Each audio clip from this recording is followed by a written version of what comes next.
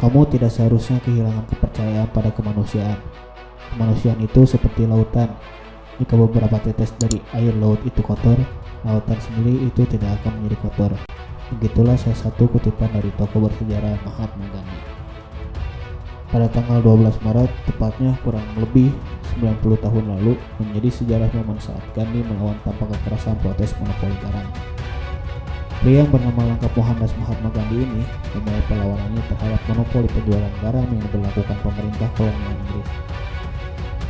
Gandhi dan pasukannya melakukan long march sejauh 387 km dari Sabarmati Ashram menuju Dundee pesisir Laut Arab.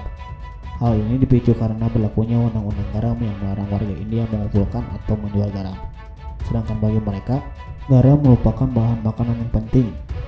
Sosok Gandhi dianggap sangat penting dalam mempertahankan kemerdekaan India. Ia merupakan aktivis anti kekerasan dan mengusung kemerdekaan demonstrasi damai. Mahatma Gandhi lahir di Porbandar, Gujarat, India, Britania pada 2 Oktober 1869 dan meninggal di New Delhi, India 30 Januari 1948 pada usia 78 tahun. Gelar Mahatma diberikan pada tahun 1914 di Afrika Selatan. Sedangkan di India dia biasa dipanggil Bapu, itu sebutan istimewa untuk ayah. Anak dari Karamchand Gandhi dan Putli Bai ini pada saat remaja pergi ke Inggris untuk melanjutkan studinya di bidang hukum. Setelah menjadi pengacara, ia pergi ke Afrika Selatan dan mengalami diskriminasi ras yang dinamakan apartheid. Suatu hari ketika sedang berada dalam kereta, ia diminta meninggalkan kursi yang ditempatinya. Sang konduktor berkata, tidak ada boleh yang menempati kursi kelas utama kecuali orang-orang kulit putih. Gandhi menolak dan bersikeras untuk tetap menempati kursi yang telah dibayarnya itu. Karena itulah yang membuat ia selalu ingin berjuang untuk keadilan. Selama di Afrika Selatan, ia mulai mengembangkan idenya yang bernama ahimsa. Metode yang disebut juga perlawanan pasif atau anti bekerja sama dengan mereka yang melakukan ketidakadilan.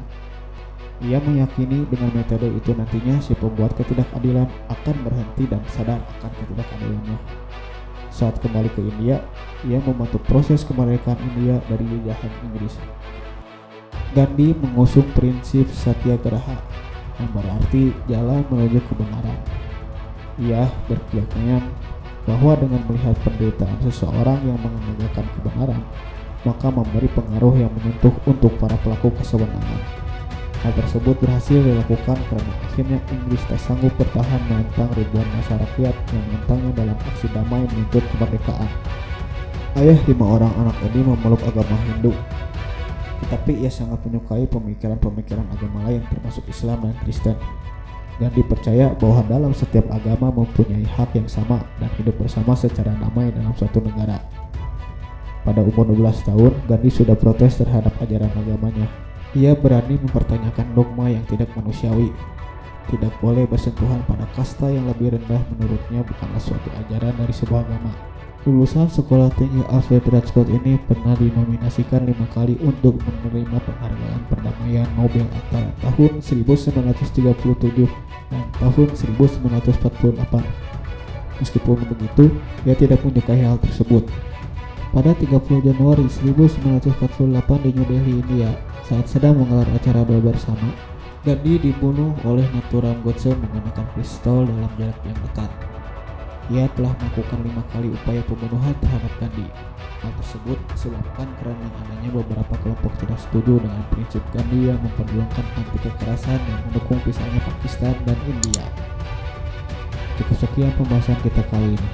Jika kalian suka dengan pembahasan kisah-kisah tokoh ini, bisa membantu channel ini dengan mengklik like, share, dan subscribe agar channel ini bisa terus berkembang, dan semoga channel ini dapat memberikan manfaat untuk kalian semua.